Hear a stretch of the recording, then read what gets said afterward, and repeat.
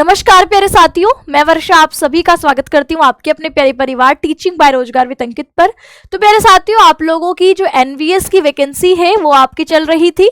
इसी में आप लोगों की कुछ इनकी जो भर्ती प्रक्रिया की नियमावली है उसमें कुछ संशोधन के साथ एक नया नोटिफिकेशन जारी किया गया है। और ये जो आपके नोटिफिकेशन है इसको आप कैसे डाउनलोड कर सकते हैं, पहले तो इसको देख लीजिए। आप इस वेबसाइट पर जाएंगे, यानी कि जब आप एनवीएस की ऑफिशियल साइट navodaya.gov.in जो कि रिक्रूटमेंट और आपके रूल्स से रिलेटेड है, इस वेबसाइट पर जाने के बाद आप देखेंगे यहाँ पर आपके रिक्रूटमेंट लिखा हुआ है। इस पर आप क्लिक करते हैं तो ये सबसे ऊपर आपको इसका नोटिफिकेशन दिख जाता है, जो कि 11 फरवरी का नोटिफिकेशन है। नोटिफिकेशन डेट 11/2/2026, ठीक है। तो revised recruitment rules 2026 of various post, इसको आपने डाउनलोड कर लेना सबसे पहले, ठीक है। तो आप इसको डाउनलोड करेंगे क्योंकि आपको अगर अपने जो पद है उससे रिलेटेड जानकारी इसमें डिटेल में देखनी पड़ेगी। तो यहाँ पर कौन कौन से पदों को लेकर के बात कही गई है, तो यहाँ पर जो असिस्टेंट कमिश्नर है, प्रिंसिपल है, पीजीटी टीचर्स यानी Hindi, English, physics, chemistry, mathematics, economics, biology, history, geography and commerce की बात कही गई है।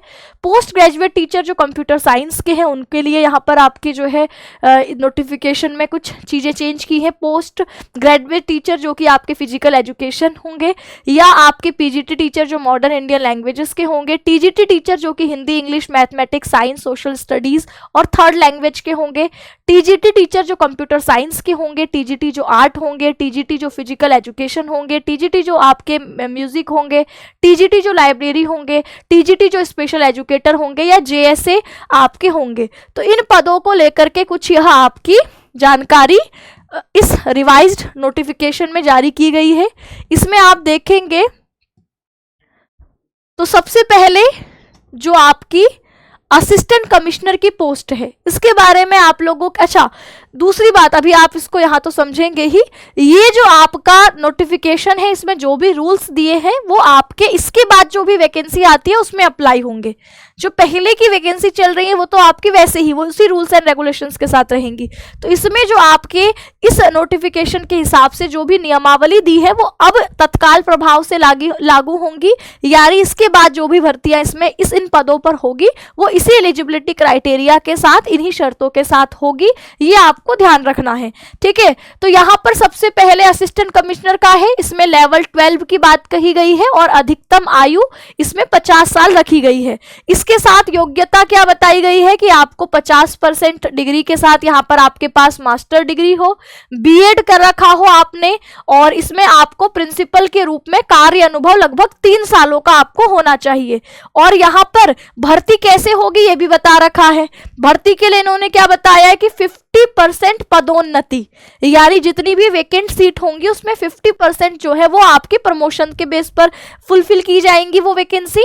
50% आपके डिपार्टमेंट 25% यहाँ पर डिपार्टमेंट के लेवल पर एग्जाम कराया जाएगा, 25% इस पोस्ट के लिए सीधी भर्तियां करवाई जाएंगी। ऐसे ही प्रधानाचार्य है तो इनके लिए भी आपके वेतन स्तर लेवल आपके 12 का रखा गया है। इसकी आयु सीमा भी इन्होंने 35 से 50 साल कर रखी है। मास्टर डिग्री इसमें भी 50% चाहिए, बीएड चाहिए और अनुभव चाहिए आपका वाइस प्रिंसिपल के रूप में 3 ईयर, या आपने पीजीटी लेवल 8 के रूप में 12 साल पढ़ा रखा हो तब आप इसके लिए एलिजिबल होते हैं। 50% इसमें सीधी भर्तियां होंगी, ज्यादा है देखो 50% सीधी भर्तियां हैं। 25% इस पोस्ट पर जितनी भी वैकेंसी होंगी उस पे आपकी प्रमोशंस किए जाएंगे और 25% डिपार्टमेंट लेवल पर एग्जाम कराए जाएंगे।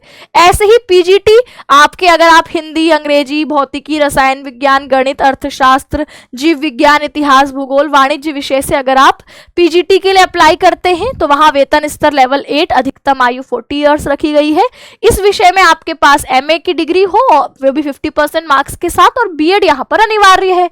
ऐसे पीजीटी कंप्यूटर विज्ञान है, यहाँ पर भी लेवल 8 है और यहाँ पर आपकी 40 इयर्स इसकी आपकी एज लिमिट दे रखी है। और इसके अलावा डिग्री आपके पास क्या हो, तो आपने एमएससी कर रखा हो, एमसीए 50% के साथ कर रखा हो, या एमई या एमटेक आपने 50% मार्क्स से कर रखा हो, सीएस आईटी में, है ना।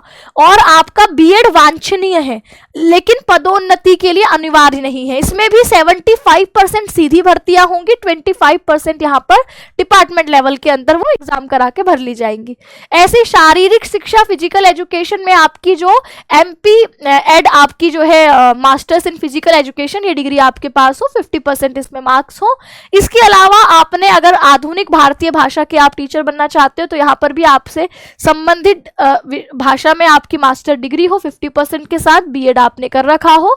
आपका पे लेवल यहाँ पर 8 ही होगा और एज लिमिट यहाँ पर 40 ईयर्स कह रखी है। ऐसे आप TGT सामाजिक विज्ञान के टीचर बनना चाहते हो, हिंदी, अंग्रेजी, गणित, विज्ञान, सामाजिक विज्ञान, तृतीय भाषा, इसके स्तर पर आप TGT के लिए अप्लाई करते हो तो यहाँ पर भी आपके लेवल 7 है, 35 इसकी एज लिमिट है। जिस विषय इसके आप TGT के लिए अप्लाई कर रहे हो उसमें आपके 50% मार्क्स अनिवार्य है। B.Ed अनिवार्य है, CTET का लेवल 2 होना चाहिए और यहाँ 100% सीधी भर्तियां कराई जाएंगी। इसके अलावा आगे बढ़े तो TGT कंप्यूटर विज्ञान के बारे में भी बता रखा है कि 35 साल इसकी एज हो, लेवल 7 है ये भी, और इसमें आपने BCA 50% से कर रखा हो या BTech आपने 50% से कर रखा हो। B.Ed अनिवार्य है, CTET पेपर 2 पास होना चाहिए।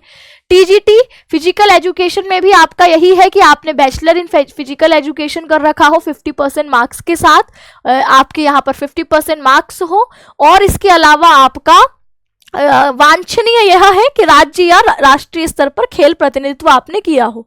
ठीक है, वांछनीय मतलब आपके पास हो तो आपको फायदा मिलेगा, नहीं हो तो फिर आपको जो है फॉर्म तो आप फिल कर ही पाओगे, है ना। अनिवार्य होता है कि जिसके बिना आप फॉर्म ही नहीं भर सकते।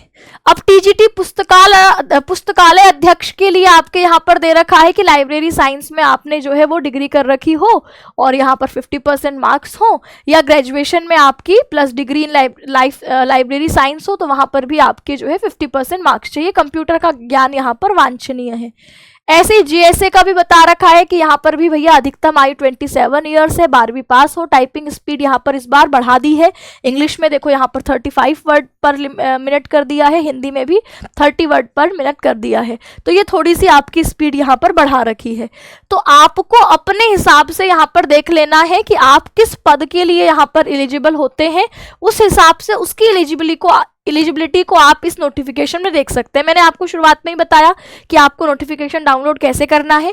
अब मान लीजिए आप यहाँ पर इस पद के लिए अप्लाई करना चाहते हैं असिस्टेंट कमिश्नर के लिए, तो आपको क्या करना है, इसी को समझ लेना है कि यहाँ पर आपके क्या क्या एलिजिबिलिटी क्राइटेरिया दे रखा है। Age limit for direct recruits और वैन सिलेक्शन पोस्ट और नॉन सिलेक्शन पोस्ट, ठीक है, तो ये सब आपके अप्लाई नहीं हो रहा है, तो इसी को आपने पढ़ लेना। देखो यहाँ पर जो एसेंशियल क्वालिफिकेशन है वो लिख रखी है कि MA आपने 50% से कर रखा हो, B.Ed आपने किसी NCT मान्यता प्राप्त इंस्टीट्यूट से कर रखा हो 3 ईयर का, या फिर आपके पास B.Ed नहीं है तो आपने इंटीग्रेटेड B.Ed M.Ed कर रखा हो।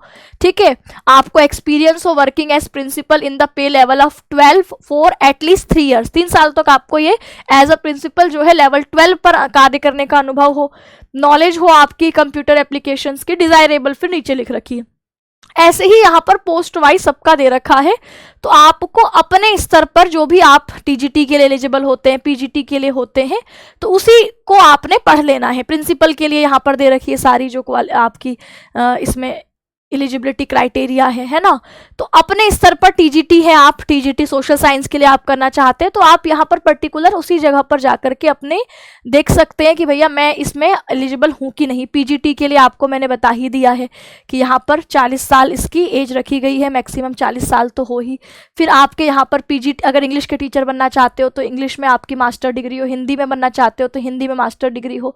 फिजिक्स के लिए आपके यहाँ पर दिख रखा है कि इन सब्जेक्ट और any specialisation in concerned subject provided the candidate has studied concerned subject at graduation level also। Physics को ग्रेजुएशन लेवल पर भी पढ़ रखा हो, फिर आपके मास्टर्स में तो हो ही, है ना। आपके PGT केमिस्ट्री के लिए भी यही बात है आपकी कही गई है कि आपके ग्रेजुएशन में भी यहाँ होना चाहिए। तो इस तरीके से आपको अपने अपने सब्जेक्ट के हिसाब से यहाँ पर थोड़ा सा इसको पढ़ लेना है, तो आपको पता चल जाएगा कि भाई क्या रूल्स हैं। बहुत ज़्यादा बड़े बदलाव हुए नहीं हैं, सिर्फ आप लोगों के कुछ टाइपिंग वगैरह में हमें थोड़े बहुत बदलाव देखने को मिल रहे हैं, कहीं पर आपके एज में थोड़ा थोड़ा बदलाव दे दिया गया, बाकी जो नोटिफिकेशन चल रहा था उसी हिसाब से है। जब इन्होंने कुछ इन पदों को लेकर के अपनी नियमावली में संशोधन किया है तो हम मान के चल सकते हैं कि हाँ एनवीएस की वैकेंसी जो है वो फिर हमको देखने को मिल सकती है।